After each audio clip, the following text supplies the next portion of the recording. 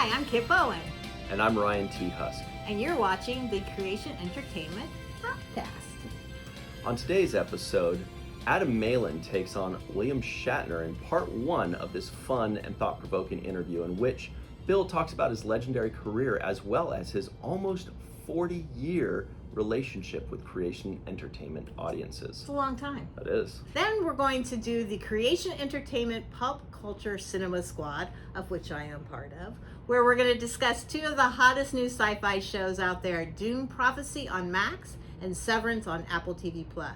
And we're going to talk about the highly anticipated new film in the MCU, Fantastic Four: First Steps. And then Gary Berman and Adam Malin search the memory banks in Creation Looks Back as they reminisce about their experiences with EC Comics and Bill Gaines of Mad Magazine. Good stuff. Finally, Ryan and I will wrap things up by talking about the latest in Creation Entertainment news. All that and more on Creation Entertainment Podcast. Stay tuned.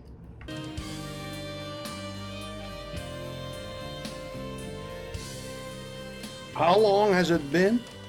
It's been 40 years, and I've loved every minute of it, and I'm grateful for all the great times that we've had together. Oh my God, we've had a remarkable history, you and I.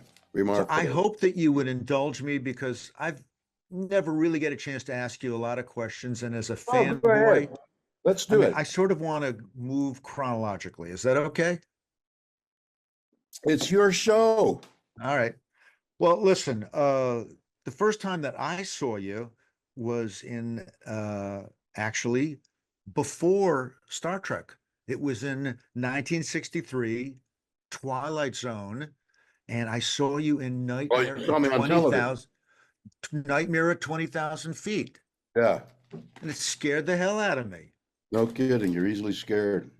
What's so crazy? I mean, that has been memorialized several times. In fact, I was just watching Saturday Night Live's 50th anniversary, and they did a comic send-up of that. They did what? They did a comic send-up of that No episode. kidding. Yeah. It was a very popular thing.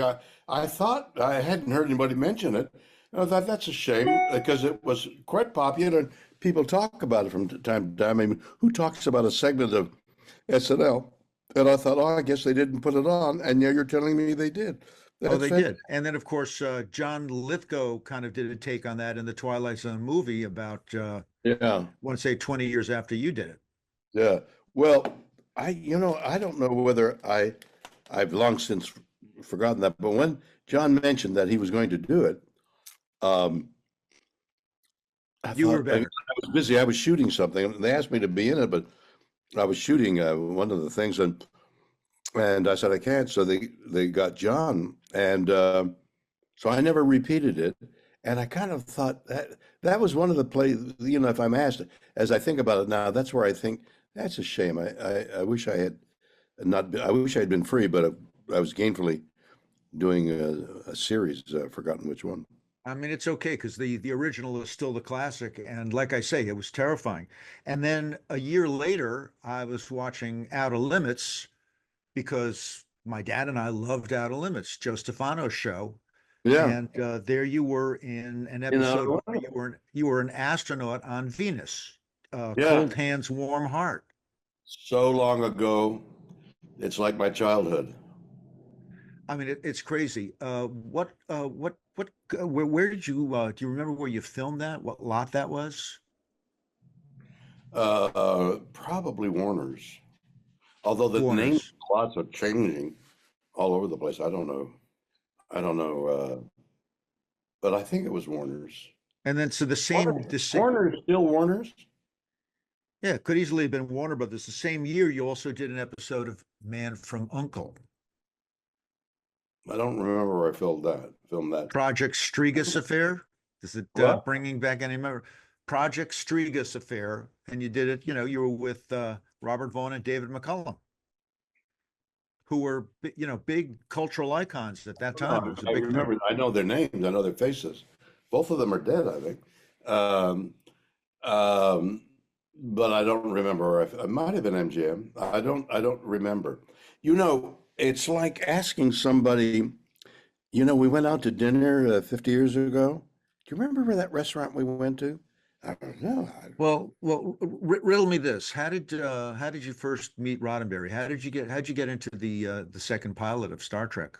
All right, so we're going to skip that previous part and go to the Star Trek thing, right? Well, Is that it's honestly, it's just another year and okay? a half All right. later. All right. Well, the story is the oft told story is I was working in New York on something or other, and it had just come to a close. And I was preparing to come back to Los Angeles to my home. And Roddenberry calls and says, "We've made this pilot with Jeff, not Jeff, what's the actor's name who played Captain Jeffrey Pike? Hunter. Jeffrey Hunter. Jeffrey Hunter. So we've got made this pilot with Jeffrey Hunter, and NBC doesn't want to do it, but they liked the project so much they said recast it and redo another pilot, do another whole thing. Now I've never heard of that prior to that, nor heard anything like that ever since. Like as Unusual. far as I know, it's the only time that a network spent millions of dollars on a remake of a project like that. Usually they say, sorry, it's nice, but no, we want not for us. And then the producers shop it around as best they can. And finally they give up and they've lost, somebody's Yeah. lost, that money. So I flew back to Los Angeles, saw the pilot, which they ultimately used, whatever the name of it was those people behind bars that had swollen heads, whatever the Yeah, name the of it, Telosians. the Telosians, exactly. So I Yeah, saw that and I thought, geez, that's pretty good. I don't know why it's they very turned good. it down. Yeah, it was fun. But but the network wanted to change everything except Leonard. So they recast everybody. They hired me. I said, "Yeah, I'll do that." And I had a couple of suggestions, and so they, no, I don't know whether they incorporated or whether it evolved into what it was, what it became. And we did a second pilot, and it sold, and it became Star Trek. So when you started working on the Desilu lot, did you ever come into contact with Lucy or Desi?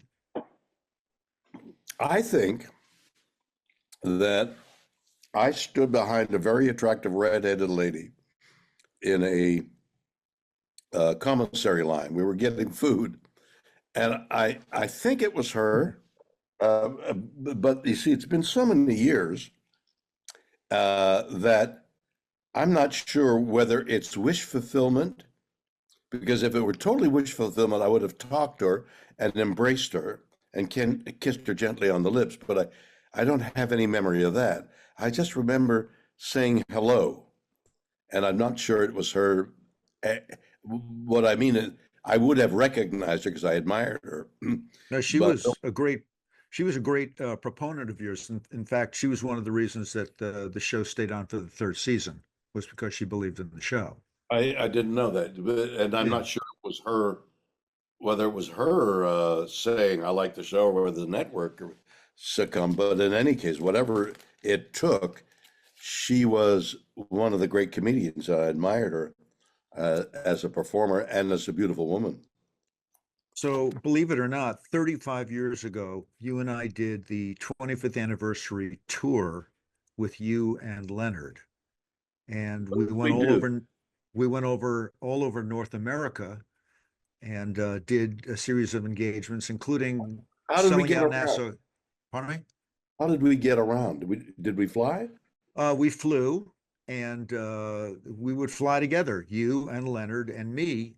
And then And economy, we took up the 3 economy seats.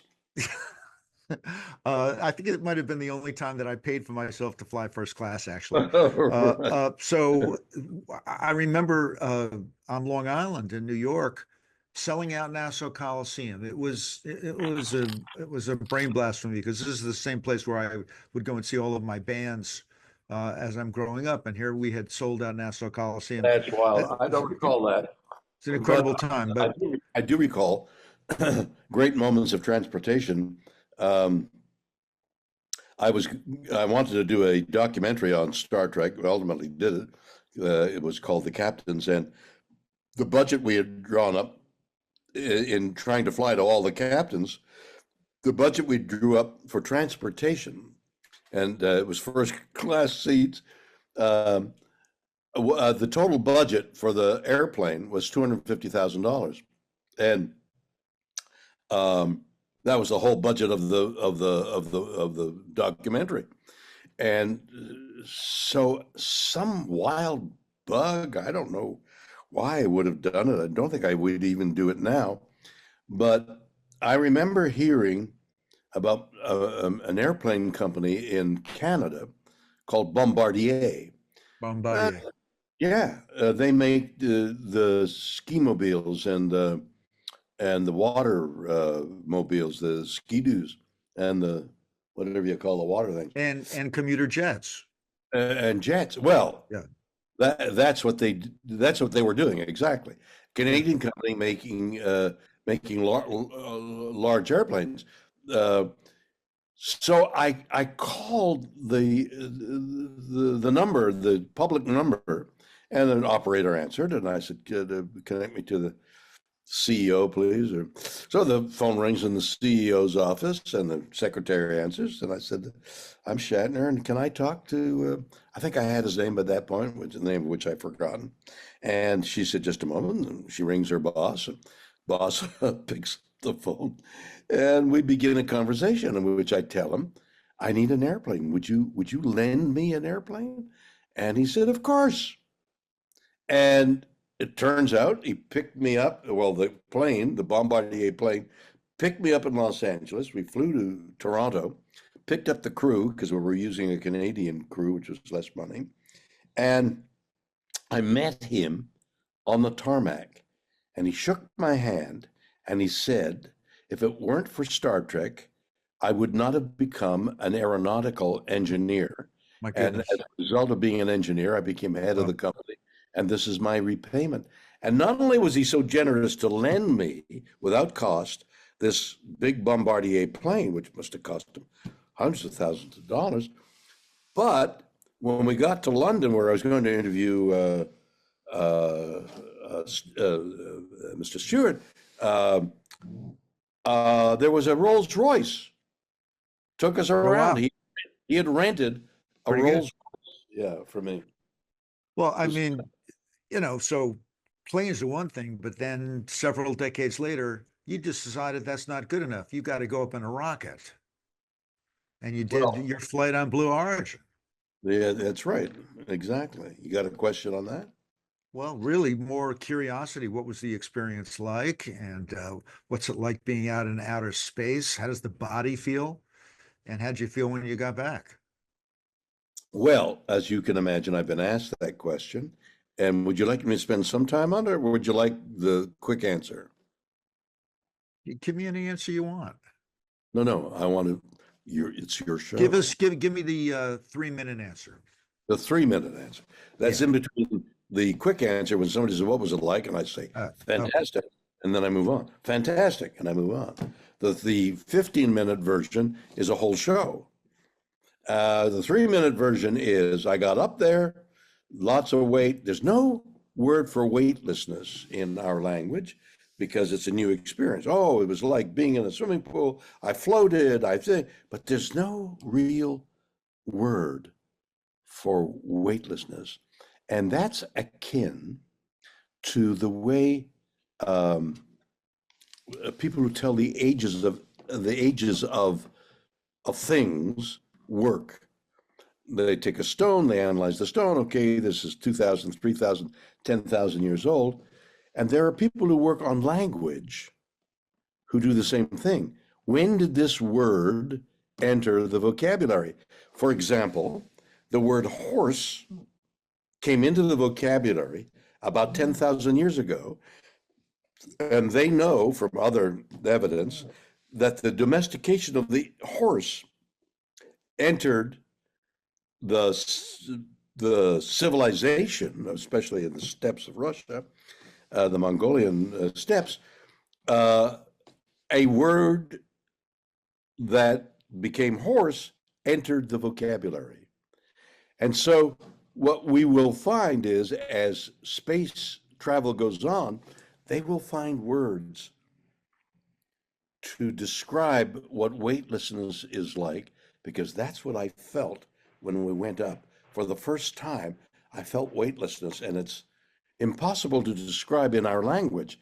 I can give you euphemisms. It was like if you're in a dream state and you're floating somewhere, or maybe in a weightless chamber where you're deprived of all sensation and you're just floating on the water. Or it's very difficult to describe what weightlessness is, but it's astounding and it's novel. There's nothing like it.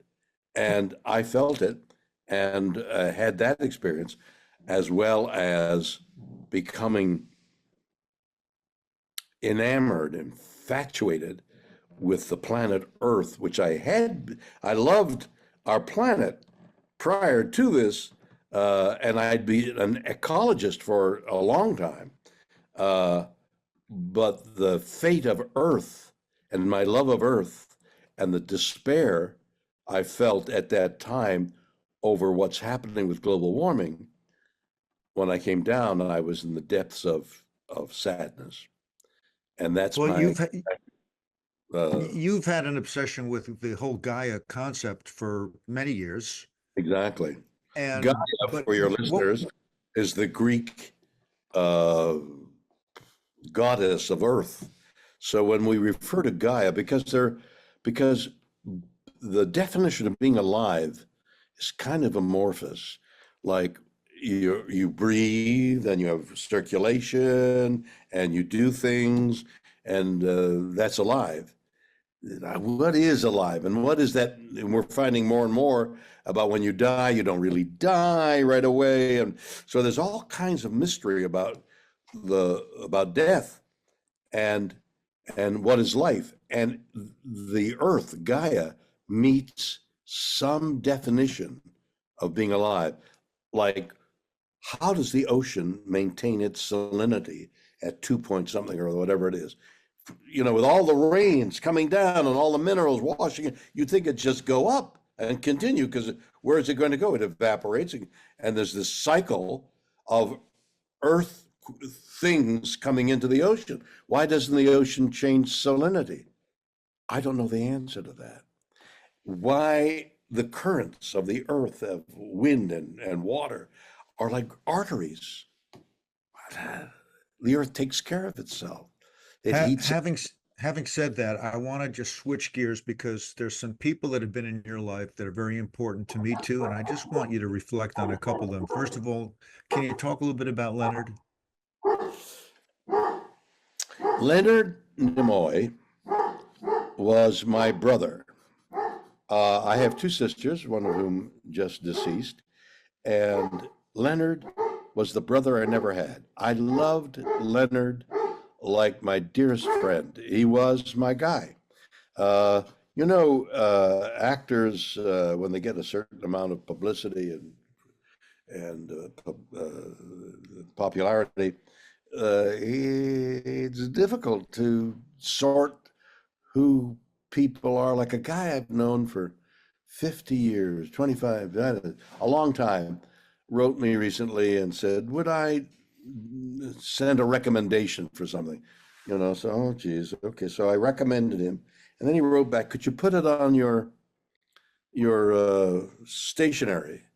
Oh, Lord, the guy's using me like everybody uses us, the people who can bring them some benefit. And Leonard had never entered in either one of our heads to utilize. We were friends because we were friends. And I loved him. I admired him. I depended on him a lot.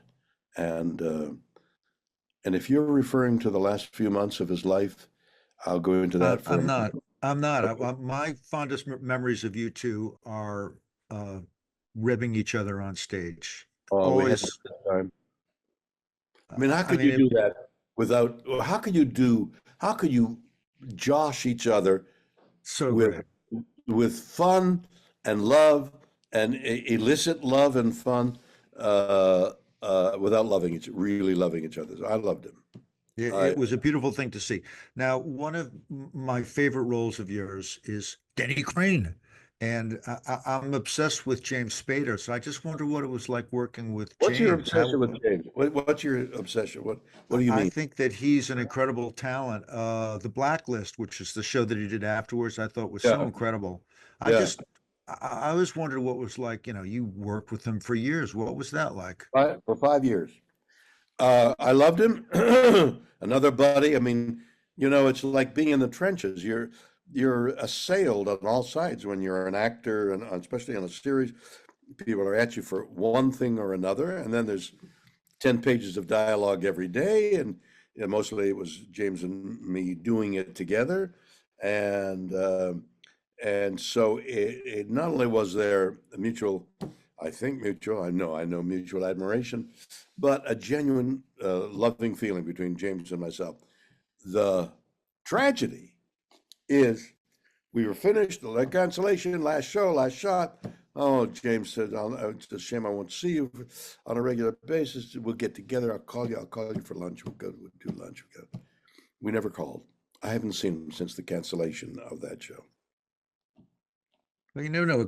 It could come back. Now, there's another guy that had a very significant gravitas in his on-screen relationship with you, and that's the great Ricardo Montalban.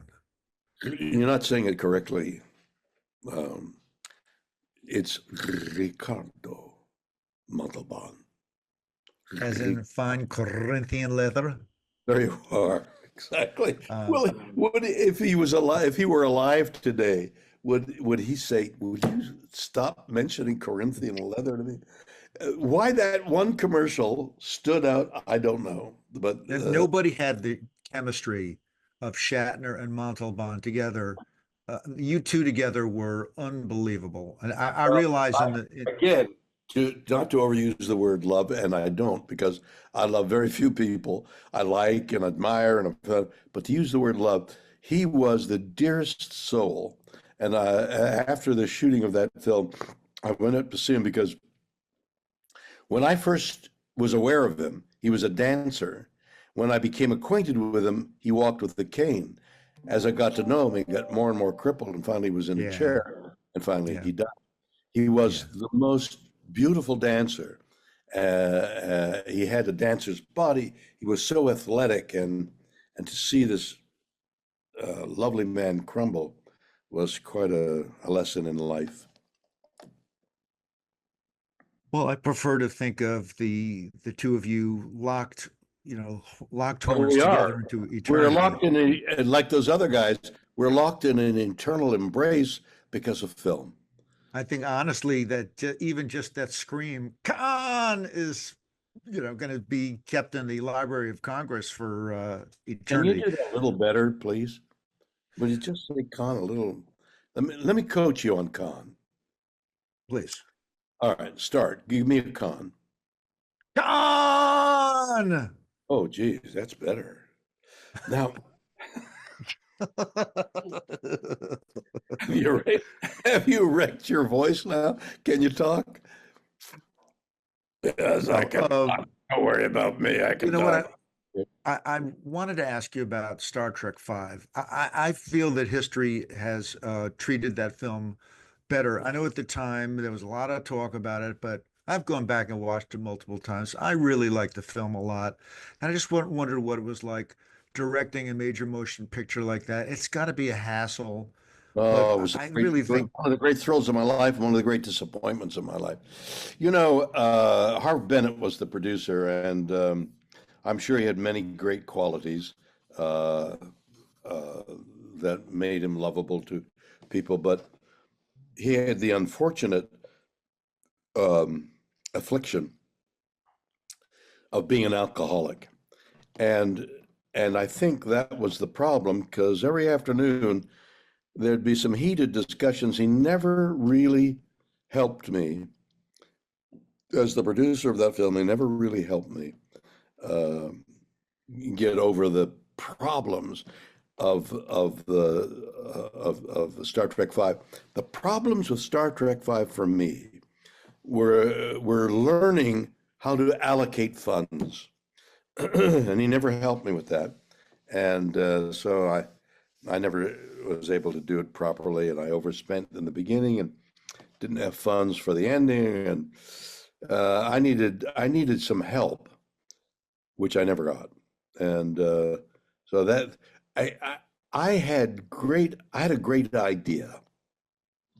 Star Trek goes in search of God, and that's a great theme. That's endless, and there's humanity, and there's evil, and there's the devil, and there's so many things that the human culture has evoked that I wanted our cast to examine, and I never got it right, and to my everlasting sorrow. So I'm a really good director. I did a lot of television. Some of those shots that I used are openings of the show, and I got a lot of kudos for directing uh, It's a great the look. It's a drama. great looking movie. It's a great looking movie. There's But I didn't have the funds to really make it all right. one, and it got slammed. And I don't know whether it's justified or not. And as No. you're pointing out, people are beginning to look at it a little differently now. But it's a flawed film for that reason.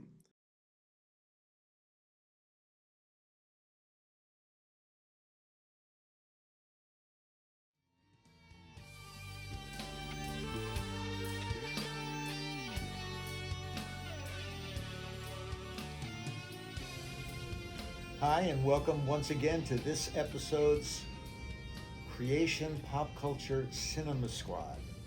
And in this episode, we're going to be boring down on two or three of our most favorite sci-fi TV projects that are going on right now, as well as previewing one Marvel film in particular that we're very interested in.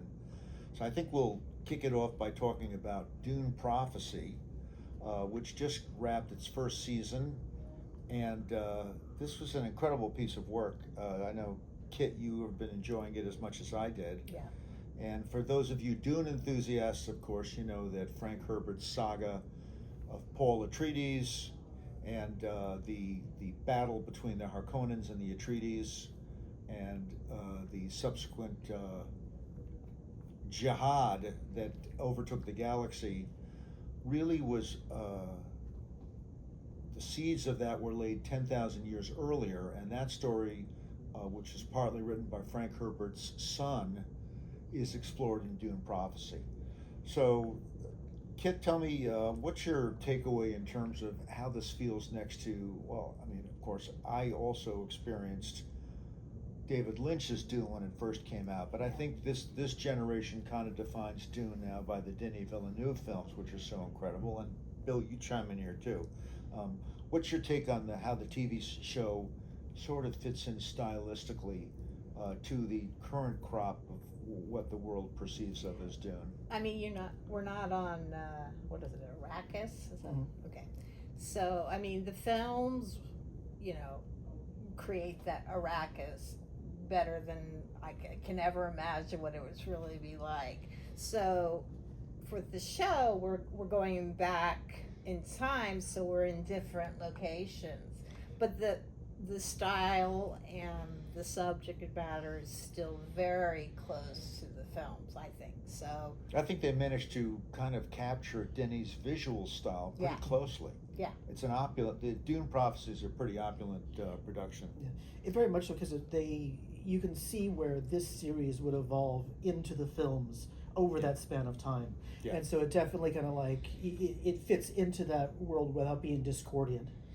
One of the things about Dune that was always so striking is how there were no sort of robots or intelligent machines, and the genesis of that whole thing is explored in Dune Prophecy, and it really is sort of a mirror to what we're just starting to experience here in our own world evolutionarily with AI. yeah.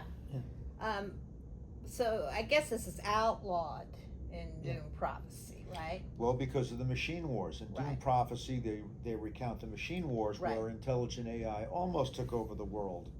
But the Atreides family, the great house of Atreides, defeated the intelligent machines. And henceforth, intelligent machines are banned.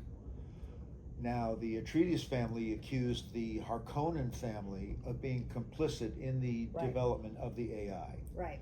So that starts to set up the feud, but it becomes even more of a blood feud thanks to the Harkonnen sisters.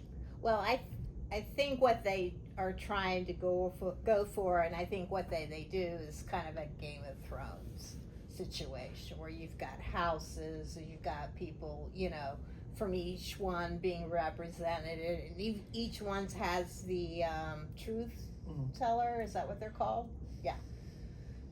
That Who is a whispering in everyone's And those ears. truth tellers are the Bene Gesserit, Right. who we know, of course, are an order that were sort of started by people that the Harkonnen sisters sort of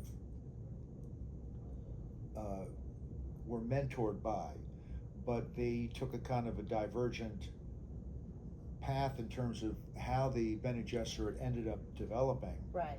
But I think the whole idea of the Bene Gesserit was that the great houses cannot be counted on to rule the galaxy in a manner that's orderly, and there's too much chaos. So why not try and influence the future political outcome of the empire and the galaxy by playing with genetics, Yeah. bloodlines, families, and lineages? Yeah, I'm actually the first episode left me a little cold. I'm like, am I gonna wade into this? But now that I'm watched more of the episodes, I've got like 2 left. The narrative is really grabbing me now. Well, you have Emperor Carino, who's played by the fabulous Mark Strong. We all love him. Mark Strong. And the Emperor is sort of torn between the other great houses, his own Bene Gesserit truthsayer, and then the arrival of a mysterious soldier from Arrakis who has strange powers to be able to kill other people, it appears, with his mind. But you may not have reached this yet at the conclusion of that season, but it does turn out that he has been on Arrakis, and spoiler alert if you haven't seen this season, and stop now. Yeah, right. He was commandeered by intelligent machines who put something into his body that allows him to emit nanites that can kill other people. Now, the irony of it is that the Bene Gesserit themselves have been working with an artificial intelligence entity Right. to shape the bloodlines. And yet now there's another artificial intelligence entity that has taken this character, played by Desmond, played by Travis Finnell, who's Yeah. a fantastic actor, and has given him a power to kill people with AI technology. And he's working for the Emperor. So in a certain sense, you've got 2 different AIs working surreptitiously behind the scene, undermining the different political positions of the great houses. And it's ironic considering that they are outlawed. Right. So the second season will no doubt dwell on the mystery of what this artificial intelligence on Arrakis is, Right. that shaped Desmond, and also the future of the Bene Gesserit's use of AI to influence bloodlines and genetics. Yeah. And it all goes back to the same thing, which is that AI is dangerous, and you can sort of see why it's outlawed.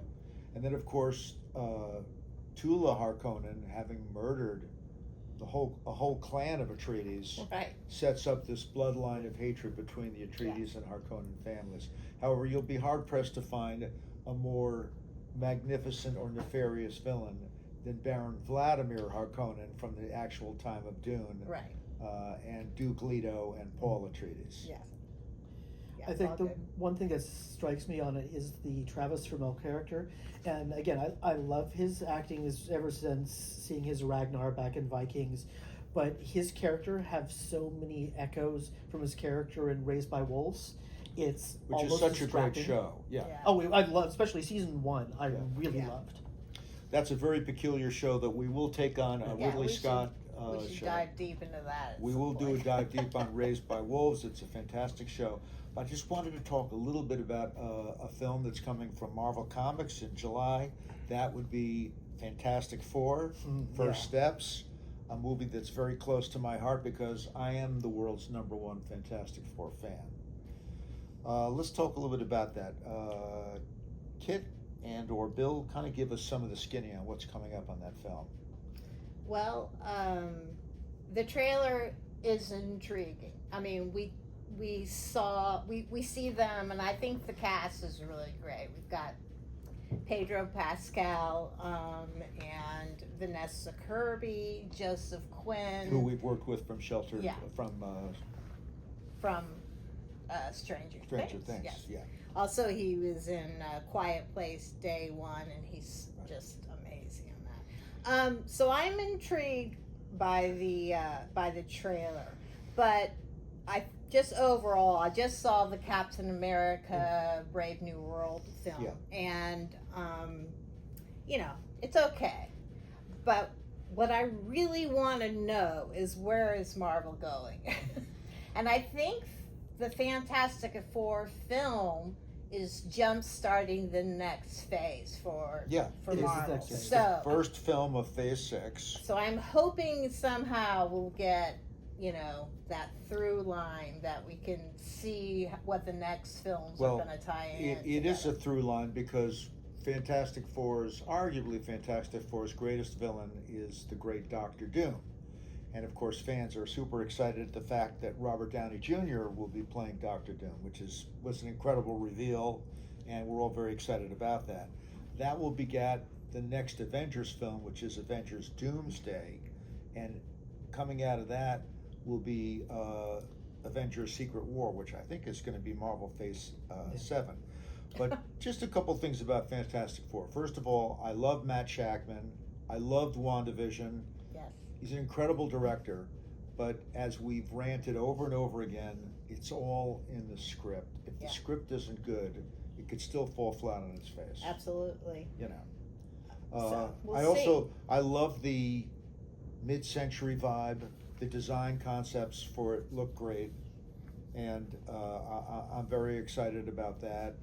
Bringing in some of the characters from Fantastic Four. I note in the trailer the appearance of John Malkovich. Fans are speculating that he'll play the Red Ghost, which is very, very exciting. But most important to me is one of Jack Kirby's greatest creations is the pair of the Silver Surfer and Galactus. And for those of you that saw, well, there have been 3 Fantastic Four movies. I personally enjoyed the first 2 films, did not like the third one. No. But in that second Fantastic Four film, they kind of completely blundered the whole Galactus concept. So I'm excited to finally see the big guy in the helmet. Yeah. And you can catch a glimpse of him in the trailer. So I'm sort of really excited to see the real Galactus return to Manhattan, and I guess a variant Silver Surfer who is a woman from the comic books, even though I grew up on a male Silver Surfer, Norrin Rad. There's a mingling of different continuities, different universes. It's a multiverse. So, correct me if I'm wrong, but I believe that this Fantastic Four story is not even occurring in our universe, but may be occurring in another universe that will eventually could be. cross over into our universe. But we'll have to wait and see. Anyway, I hope they get I Galactus know. and the Silver Surfer right. They've got to start really focusing in on what's going to be good, because they are so spread out right now with the TV shows and the movies. Yeah. And it kind of is a disadvantage for people to see, like, Captain America. If they didn't see Falcon and Winter Soldier on Disney Plus, they could be a little confused. So, Marvel, it's time to get your act together. And a special shout out to our buddy Doug Jones, who was so wonderful God, as the yes. Silver Oh, yes. Surfer in that second film. Yeah. Looking forward to seeing how they physically realize the female Silver Surfer in the new film. Anyway, we do love Matt Shackman, so we're hoping the best for Fantastic Four First Steps. I'll still say my favorite Fantastic Four is not actually the ones that you mentioned, but the Roger Corman.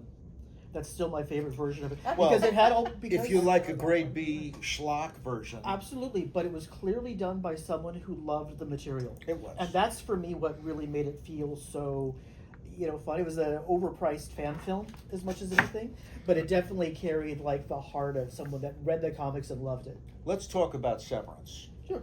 Everybody's talking about Severance Yeah. these days. It seems to be So the again, big spoiler. Yeah. Spoiler. We're season 2 is just in the middle, so we might be giving a little spoiler. So just let you know. But you want to know, so just listen on. All right, Kit set up Severance for those of our viewers that haven't actually seen the series. Okay, well, you have to. It's on Apple TV. And the initial premise is there's some mysterious corporation called Lumen. And you can, if you work for Lumen in certain departments, you could be what they call on the severed floor, which means that your home life is separate from your work life and neither know what's going on in each's life. Now, so you Kit- have an innie and an outie. Kit, why would a person choose to be severed? Well, with Adam Scott's character, it's to get over losing his wife. Yeah. So he doesn't want to live with that grief anymore. So he figures, why not have a whole chunk of my day not remembering that she's dead? So other people we don't really get the other people in the show, their reasonings behind being severed, which is kind of interesting. Well, Helly actually Well, except for is Helly. Helly, who is actually Helena, the scion of the Egan family. Right.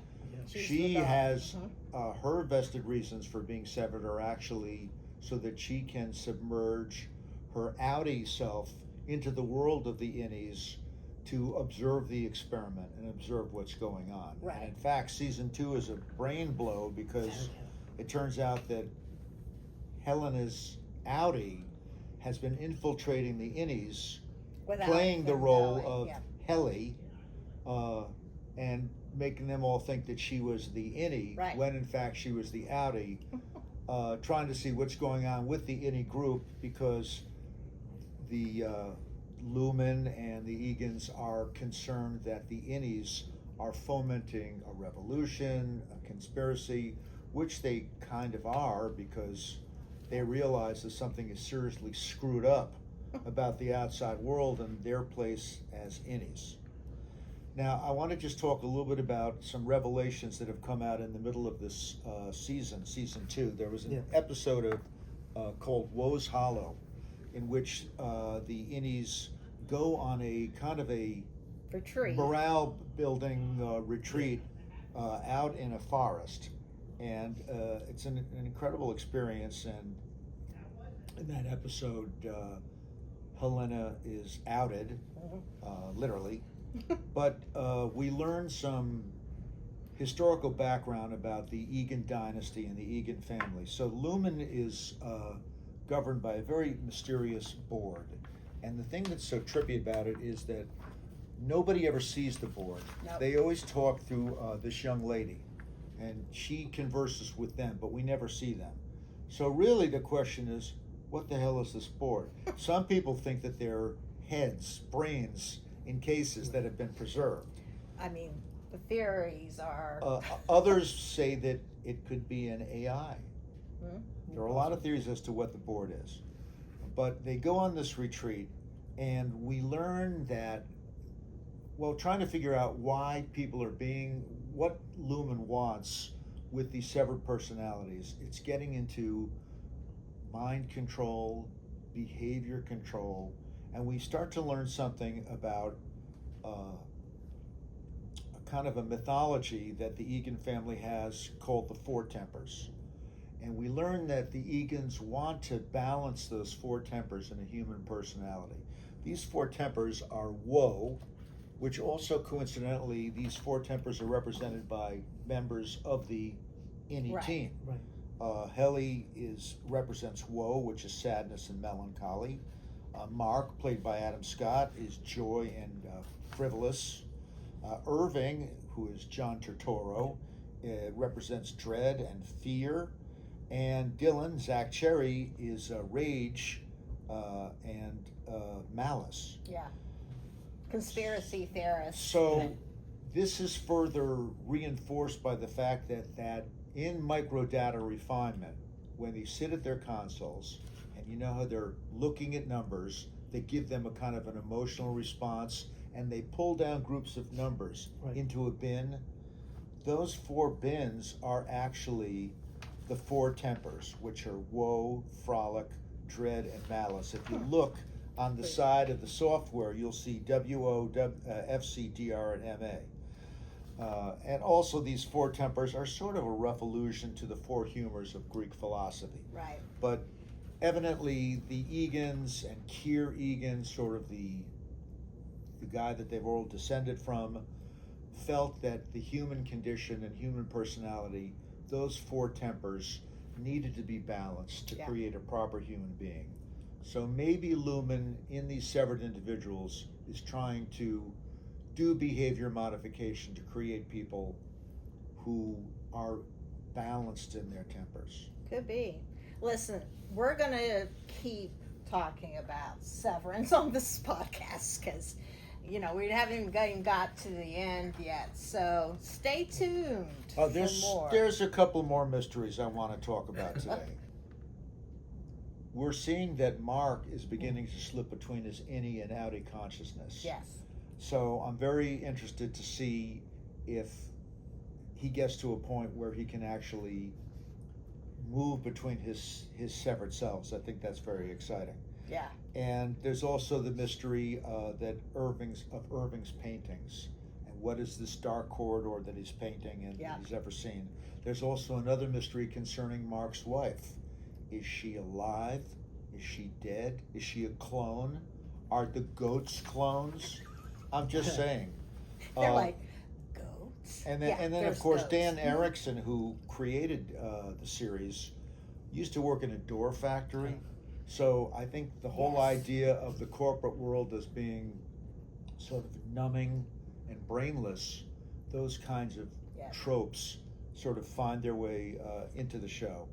There's also something that was referred to called the Glasgow Block, which was the way in which Helena was able to stay in her outie self Right. while she was with the innies.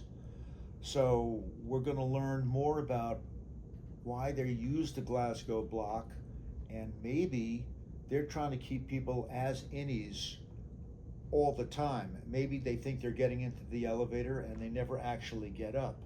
They just keep them down in there so that they can become kind of a race of slaves.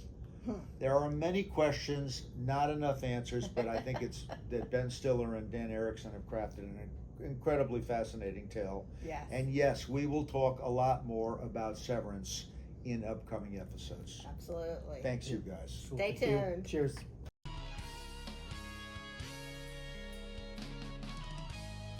Thinking last night of some of the people that have kind of crossed our paths, and the person who's not really remembered that well is Bill Gaines.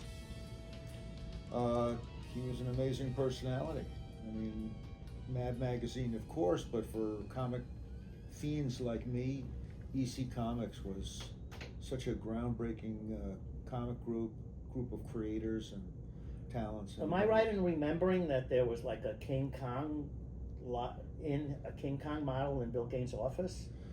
I mean, you're really digging back into the memory banks. He had a very ornate office filled with collectibles, so Yeah. I wouldn't be surprised if there was a King Kong in there, but also there was tons of cartoon art by all the guys that worked for him.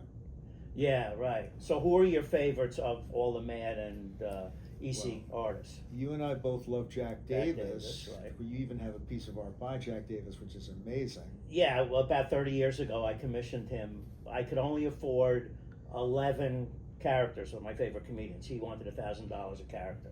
But and I'm sitting there too, which he drew, which is really it's cool. as you know. fantastic. Yeah, that's the best collectible I have. He did a lot of the great interior stories that they had in the comic, and well, let's see. Norman Mingo's covers were incredible. Right, but we never worked with him. We never worked with him, but we worked with a lot of the EC comic artists. Well, wait a minute. We had Dick Berg as a guest once. Dave Berg. Dave Berg, right? Yeah, right, we right. had Dave Berg, and he looked exactly like this. Right, with the pipe. you know. Yeah. He was and great, too. A few of those people, Marie Severin, who also worked at Marvel. Marie worked at EC. Was Marie Severin working at Mad Magazine, though? She worked a little bit with EC, yeah. Oh, okay, with EC, yeah. But it's the EC artists and the whole concept of a really, really adult-oriented, very literate, well-written, and well-illustrated set of comic books that Bill pioneered with EC Comics that were 50 years ahead of their time. But were they suitable for children in the 50s? You know, I don't think they're necessarily suited for children in any era, but certainly, you know, Dr. Frederick Wortham, that whole thing, right. Seduction of the Tales Innocent, of Seduction of the Innocent, right. took Bill to court. I actually read that. I mean, America still is a repressed country, but in the 50s it was crazy. It really was, yeah. But what's amazing is how many of the EC artists came to our shows in the 70s. So let's see if I can remember. There's Al Williamson we worked with. Incredible talent, yep, one of the greats. Roy Krenkel, no. Krenkel did indeed do some of the sci-fi stuff for EC. Yeah, Krenkel was Okay, involved with them. and yeah. then Frazetta, of course. The great Frank Frazetta. Okay, EC artists. We said Jack Davis. No, we never had Jack Davis as a guest. Al Jaffe, Did we work with Al Jaffe? we did. Oh, he was great. Yeah. Who else? Well, Wally Wood for me Yeah, is well, I sort of remember your the story. quintessential EC sci-fi artist. And What was that famous story where My World, My World? Yeah. which was also some of the techniques that Wood used, which were very esoteric. Comic book is such an unforgiving medium, so comic illustrators developed some techniques to work in that medium, including aids that were called craft tint. Oh yeah, I and remember that word, Zipatone. Yeah, Craft tint, Zipatone, I remember. Craft tint were drawing boards that you could do pen and ink on, and then treat them with a chemical, and it would bring out a gradient line matrix that could be used to create shadings and sort of subtle variance in tone without actual halftone, without actual dot matrices. And he was an expert at craft tint. And then there was also Zipatone, Yeah. which was in fact a plastic overlay that you could put Yeah. onto the pages that did contain dot matrices of various sorts. And Wood's techniques were, incredible. And then of course Wally went on to do a fanzine in the 60s called Witsend, Yeah, I remember that. that some fans of a certain age might remember, but we had those interactions with Wally. Sadly, he had fallen on hard times by the time we got to him. But those artists of that era were incredible, and it was definitely partly Bill Gaines' vision that Wasn't it his father? Or MC Gaines. yeah. But I really think a lot of it was Bill's vision to really create just a very top-end comic book experience, graphic store experience. So that era led to the younger artists that you really love, like Kaluta and Bernie Wrightson and Jeff Jones, right? Well, That was they came after, but were they as talented as the EC people? They were, but those young Turks are really sort of a second generation. The first generation after the EC artists would have been the Marvel and DC artists of the early 60s. Guys like Carmine Infantino and Jack Kirby. Okay, so and- they are in that and category. John Romita Sr. And then the next generation, sort of right on the heels of those guys, were guys like Jeff Jones and Mike Kaluta, like you say, Barry Windsor Smith. Right, yeah. And then another generation after that with like John Romita Jr. and John Byrne, and then of course Frank Miller, and then the list goes on and on. So those people were all of the same talent level? Because I just think of the EC people kind of in a different plateau, but I might be wrong. I think you're right. I think Okay. the EC artists were on a very high echelon in terms of technique. Their technique was incredible. I mean, Williamson and Frazetta, the work that they did together, I think Frazetta would deliver a lot of pencil work, and then Al would come in and do exquisite inking, because the comic book medium was essentially one artist does the pencil work, another artist comes in and does the ink work, Right. and then they have a colorist and a letterer. But the pair of Frazetta and Williamson were unparalleled in terms of quality. You don't see that level of illustration in comic books today, although there are many very talented and gifted creators. Are you still looking at comics now? Yeah, I look at comic books and graphic story today. They're a lot different than they used to be, but what's incredible now is a really well-created comic book then begats a film property. Yeah, a lot of times. You know, what we're seeing today. But there's something very special about Mad Magazine. I know it's always going to be something very beloved in our hearts. Yeah. And knowing Bill Gaines and having him at our shows was incredible. I don't know if you remember that we gave him a Lifetime Achievement Award.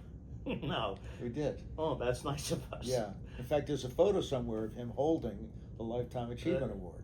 Yeah, well, I should look through those old photos and see. Yeah, he was. So was he like?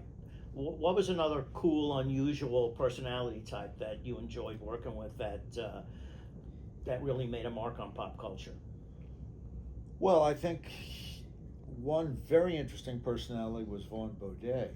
Yeah, he was way ahead of his time too, right? He was a kind of a counterculture figure, and had a very kind of a fluid sexuality.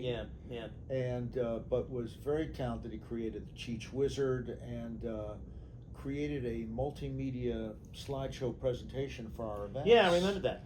You know, and so he was very flamboyant. Yeah. And that generation really kind of flocked to him, kind of the Woodstock Nation era. Yeah, God, we were involved with kind of that with Underground Comics when we used to have to in Berkeley and San Francisco.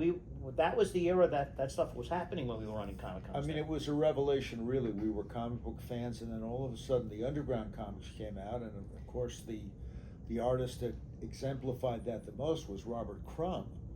Whose work was groundbreaking, frequently borderline pornographic or scatological. Yeah, I remember when my mom found Oh Underground my Comics. God! Harriet Berman finding you, that would be disaster. Yeah, it was. In all fairness, some of them were over the edge. Yeah. You know. But we were selling stuff, Well, and I didn't even know what was in it. We Just had kept some selling. of those guys. We had Larry Todd, who was one. Larry Todd, yeah. We had him as a guest, and Gilbert Shelton came Shelton, to I at least remember one that. of our shows. There were Trina Robbins. Yes, and then we had one of the guys who was a pioneer in using airbrush in comics, which was Richard Corbin. Yeah, Richard Corbin. He was great. His Yeah, stuff was really incredible, and he was very, very popular at the time. He did a cover of one of the Infinity He magazines. did one of yeah. our magazine covers, that's right. So you sort of had a separate evolution of, the EC era of the 50s, and then kind of coming out of that, the 60s, sort of a simultaneous thing of what Mad was doing and what Marvel and DC were doing. And then towards the end of that decade, the sort of the counterculture Woodstock era, you started seeing the guys from the studio who lived up in Woodstock, Jones, Wrightson, Kaluta, and Smith. Oh, did they? Was They that moved- their studio was up Their there? I thought that was in Manhattan. The studio, no, they were individually in Manhattan, but opened up the studio. Yeah, I remember that. Yeah, up there in was a book, Woodstock. yeah. And then just coming off of that in the early 70s was the underground comic movement, and that whole group of people that were sort of evolving simultaneously to the next generation of Marvel and DC artists that were happening in the 70s, guys that we knew at our shows like John Romita Jr. And people like that. But there was still a lot of the old guard who sort of had been in some of those different worlds, guys like John Buscema and Gene Colan. Yeah, I have someone to mention. Harvey Kurtzman. Yeah. he wasn't he Bill Gaines' partner at one point, or You know, I don't know if they were partners, but he was definitely one of Bill's lieutenants. yeah. And Harvey did a lot of work for Bill. He did a lot of work for EC. He did a lot of work for Mad Magazine, and he also did He did other newspaper yeah, and comedy. script. Yeah, and he did stuff Yeah. for Playboy and stuff. Yeah, those were super talented people. I'm glad we got to meet all of them. You, because of your incredible passion for comedy, some of those people in Mad Magazine and that were involved with sort of the visual comics comedy movement also kind of trickled their way through to comedy itself. Yeah, you mean like Ernie Kovac kind of thing, where he would do a scene and that was Yeah, but I mean, Mad Magazine. I mean, there ended up being Mad TV oh itself. yeah, that's what you're talking about. Yeah, And but I don't know if they translated the magazine specifically to the TV show. no, it was much more contemporary. Yeah. But in fact, Mad TV was, you know, it was probably more of a licensing entity than anything else. Yeah, but remember Okay. there was a Mad Broadway show that was very successful. Yeah. Yeah. And speaking of Broadway shows, there was a very, very obscure Broadway show called Warp. Yeah, I remember that. That- That's all right. Let me remember who did the costumes. Am I Not being only the Steranko? costumes, but the production design. Steranko? No, I'm close. It's someone that we know really well. Yeah.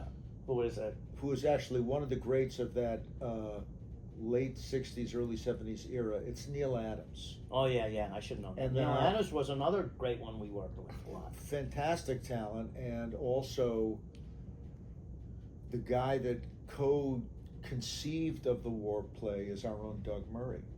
Oh, that I didn't know. Doug was intimately involved in the development of that play. I believe it ran for one performance. Well, that's not a long run. Well, you know, You how might be these- the only other person that remembers how that. these You and things Doug. on Broadway. Well, growing up in New York was very privileged and special for us. Yeah. In that era, so much culture and fertile talent, all kind of coming out of there, really in grungy studios, and you know, the Marvel bullpen, and then Yeah, we'll have to talk about actually visiting the Marvel bullpen.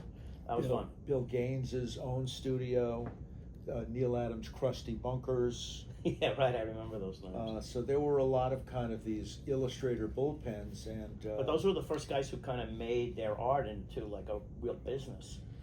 well, one of the problems was that in those days, all comic book art and even characters and IP were work for hire. Yeah. And so guys like Kirby, who created some of the greatest epic characters and concepts of that era, their stuff is multi-billion-dollar movies today, Yeah. and their families in the States don't get to enjoy sort of any of the I think financial there might have been rewards. some settlements along the way, but I'm not really sure. In summation, I think there's no question that Bill Gaines and EC Comics had a lasting impact of inspiration and creativity on future generations of comic graphic story illustrators and creators. Yeah, I'm glad I had the opportunity to remember him. He's been a great. And he was a great creation guest. Yeah. Yeah. Yeah, we'll look forward to talking to you next time about some other interesting topic. All right, that's awesome. Thanks so much. Yeah, my pleasure. Wow, Ryan, I that was know. amazing. I know. It's so much fun. This is the best. This is the best. I can't wait to keep doing these. Absolutely. This has been so much fun. Before we go, let's talk about a convention that we've got coming up. March 22nd and 23rd in Burbank, California, we have the Women of Sci-Fi convention. It's all women of sci-fi, as you may have guessed. I'm a big Star Trek fan, so of course I'm zeroing in on the Star Trek people. Listen to this.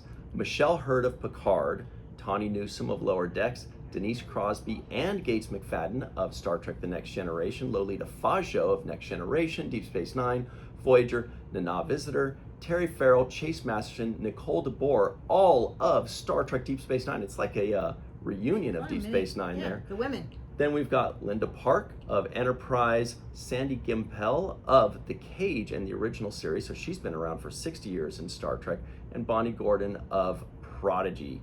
I'm gonna go nuts there. Yeah. Plus, beyond Star Trek, we also have From Battlestar Galactica, we have Mary McDonnell and Tricia Helfer. We have Adrienne Palicki from The Orville and also Agents of S.H.I.E.L.D. And if there's any Supernatural fans out there, you know who she is. And Friday Night Lights, right? Oh, that's right, Friday Night Lights. Eliza Taylor from The 100, who I guess was the star of that. I never saw that. I need to see that. It's huge. Joanna Cassidy from Blade Runner, the original Blade Runner, you know, with the snake and everything. She's coming. I can't believe it. It's so cool.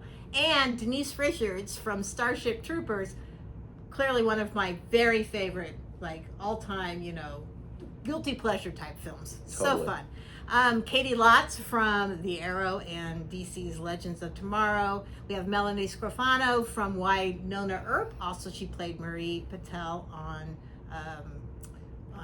Stranger Worlds.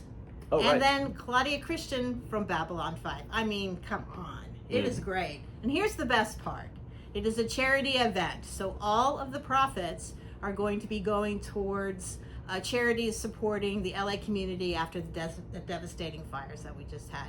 Defy Disasters, one of the charities, also Random Acts National Disaster Recovery Fund. So it's not only going to be a lot of fun to go to and seeing all these great women on stage together, but it's also going to be very special as far as helping the first responders and the LA community. And by the way, we have more guests that we are booking. We've got some more from The Mandalorian, Farscape, Xena, etc. So go to creationent.com for tickets and information. Once again, that's creationent.com for more information. Check out the Women of Sci-Fi convention and all of the conventions. We've got so many We had a conventions lot of coming conventions, yeah. Ryan, that's a wrap. We did it. Give me a shake there. Way to go. That was a lot of fun, guys, and special thanks to William Shatner for sharing all of his wonderful stories and his just amazing career and his being part of the Creation Entertainment family for so many years. So see y'all next time. Stay tuned for more. Guess what's next? Part 2 of the William Shatner That's interview. right. See you then. So there's even more.